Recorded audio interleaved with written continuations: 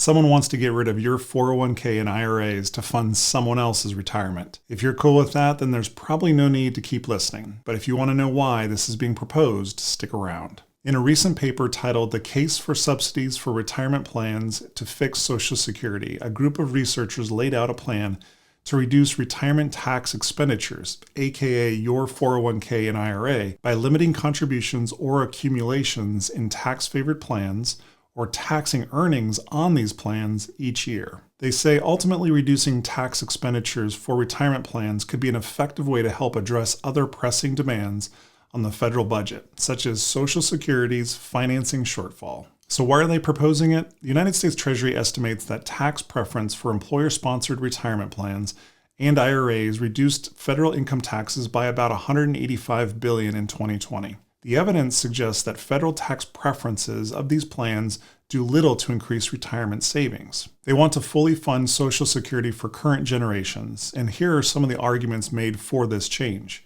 People who save money would continue saving money either way. The motive for creating the 401k was to encourage more Americans to save for retirement, but that doesn't seem to have happened. It makes little sense to throw more and more taxpayer money at employer plans and IRAs, aka your retirement. For most watching this video, you're likely not retired and won't be for many years. So I was curious if you even think about Social Security as a retirement plan. Millennials don't. Nearly half of the generation born between 1981 and 1996 strongly or somewhat agree with the statement that they won't get a dime from Social Security benefits. I'm a Gen Xer and I never planned to rely on Social Security for my retirement, mostly because I figured I'd have to invest enough or create businesses that could provide income during my later years. A survey done by Investopedia in 2022 showed that Gen X is most likely to rely on Social Security and 401ks in their retirement. It's interesting to look at the survey, and it's kind of crazy to see cryptocurrency listed higher than real estate investments, but it's likely due to the bull market of crypto in 2021 that caused them to respond that way. My guess is that number would be a lot less today if it was completed in 2023. Do you plan to rely on Social Security in your retirement? Let me know in the comments down below. I would love to know. Will Social Security just disappear? Recent projections by the trustees report Social Security's retirement trust fund is expected to be drained by 2033. But drain doesn't mean done. Most people think if we don't restore the Social Security fund, then nobody will get anything ever again. Keep in mind, Social Security is a pay-as-you-go program. It's funded by 6.2% Social Security payroll tax that both you and your employer pay up to an annual wage cap of $168,600 in 2024. Social Security is not disappearing, but your benefits will likely be reduced. As long as people continue to work and pay payroll taxes, Social Security will exist. If the trust is depleted in 2033 as projected, payroll taxes would only cover 77% of the scheduled benefits. 77% is much higher than I expected, if I'm honest. Let's assume it's still too high and we only end up getting 50% of scheduled benefits. That is still way more than I expected, but isn't something I'm going to rely on. Rather, it'll just be a bonus stream of income. According to the Social Security Administration in December of 2023, the average monthly benefit check is $1,767.03. So if we can expect 77% of that, it would be $1,360.61. The amount you receive depends on multiple variables like how much you've contributed, when you start taking out distributions, disability status, and if you're a surviving spouse. I know there are a lot of people that rely heavily on Social Security for their living expenses. When I owned my insurance agency, I remember visiting one of my clients who was in her 80s. She wanted to discuss the renewal on her homeowner's insurance because it had gone up a little bit. She relied solely on Social Security to pay her bills, and so I could tell even a small increase in home insurance like that created a financial strain for her. I always did what I could to help her get the best coverage at the best rate, but sometimes it just wasn't enough. This isn't the first time Social Security is at risk of burning through its reserves. When the last major Social Security reform passed in 1983, reserves were just a few months away from running dry. Today, we're approximately 8 years away at the current pace. In 1983, Congress passed a number of changes, including increasing the payroll tax and retirement age. There are plenty of options Congress could choose, including eliminating the wage cap for high earners, which does worry me the most. If you're an entrepreneur and utilize S Corporation as your business entity, this could impact how much you save on taxes.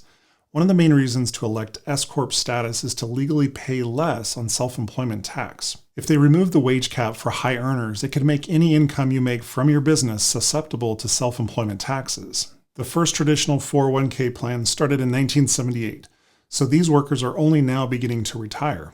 In fact, it wasn't until 1981 that the IRS allowed employees to fund these accounts using payroll deductions.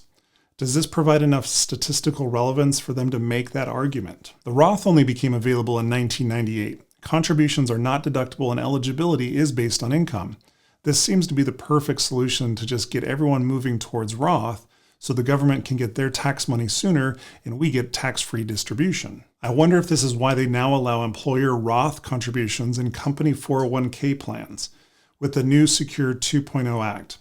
Prior to December 29, 2022, employers could only make employer contributions that were tax deferred.